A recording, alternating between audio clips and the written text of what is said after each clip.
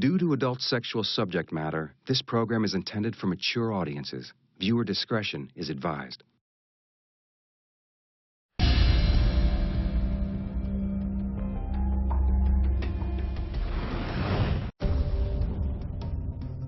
Having an orgasm is the pinnacle of the sexual experience.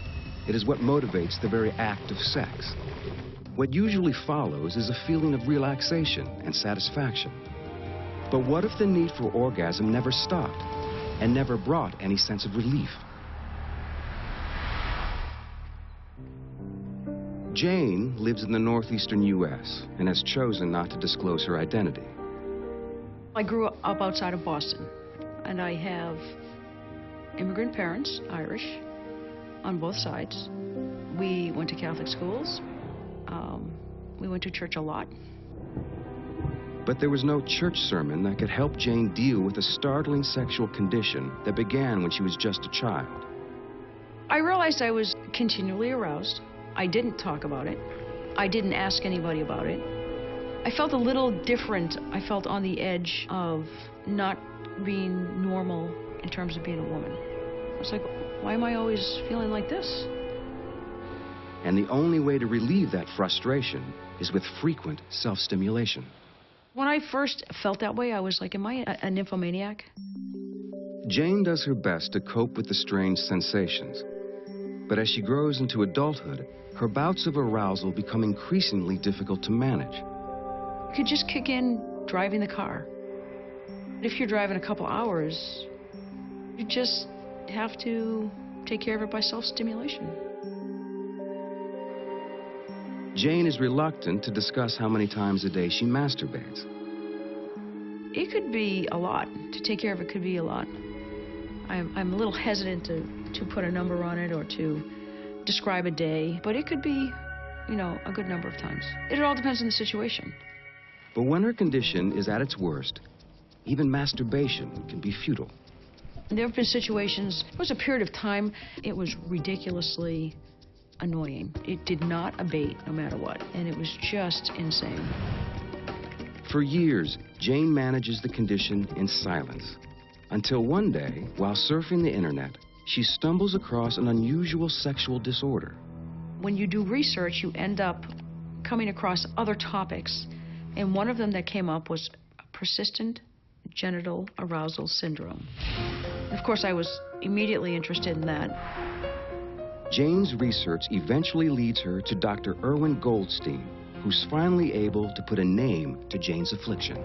PGAD, persistent genital arousal disorder, is a medical condition which involves the person, typically woman, experiencing persistent, unrelenting, unwanted, intrusive sexual arousal. It's Tourette's of the genitals. My belief is that there are thousands and thousands of people who don't really know what to call it but experience it. Most people with PGAD or PGAD are forced to structure their entire day around sexual release. It's not uncommon. They'll have 20, 30, up to 50 orgasms a day, okay? And their motivation is they get a half hour, 20 minutes free of PGAD. There's a lot of misconceptions about PGAD. Some of the misconceptions that these are people who want to have sex, they're sex addicts, they're nymphomaniacs. People with PGAD absolutely are not interested in having sex. This is a reflex that happens without their permission. Pulsing, throbbing, pounding, discomfort, pressure. So an analogy of someone who has to pee all the time. They're not happy. They don't want to pee all the time. They would like to go to baseball games and sit for 3 hours and not have to pee. In order to learn more about the magnitude of her PGAD, Jane travels to Southern California to undergo a series of tests at Dr. Goldstein's lab. And his findings are nothing short of shocking. The sound you are hearing is blood flowing in Jane's clitoris right now. We took blood flow from a non-genital site as a control here. Contrast this to this, and you can see the increase in blood flow. That's engorged tissue. That's what that looks like on an ultrasound. We were talking about absolutely nothing to do with sexual activity, and her clitoris was firing. Her genitals were throbbing and pulsing, and this is this horrible condition of PGAD. She's told there is no cure for PGAD, but a twist of fate soon turns Jane's case into a medical breakthrough.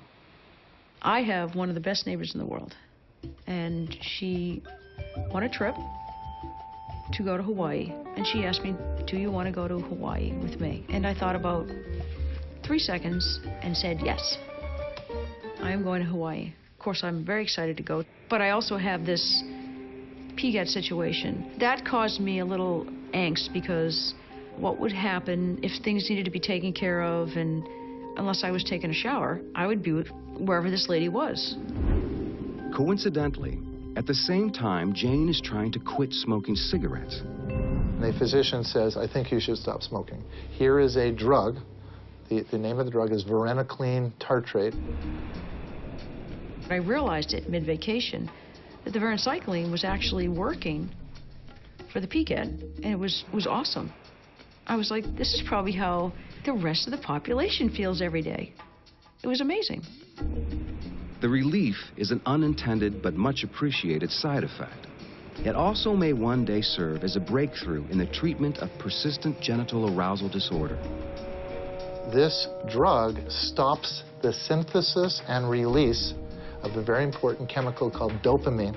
Since Jane took a drug that stopped dopamine, and this drug effectively stopped her from having PGAD, we believe that her PGAD was from her body making excess of that chemical, dopamine. But despite the medicine's obvious benefits, Jane has since decided to live her life without medication. Instead, she's simply learned to accept her strange condition. I've always said I don't really want to be treated. The fact that it exists is just that it does exist. And you just have to go with it. You just can't worry about it.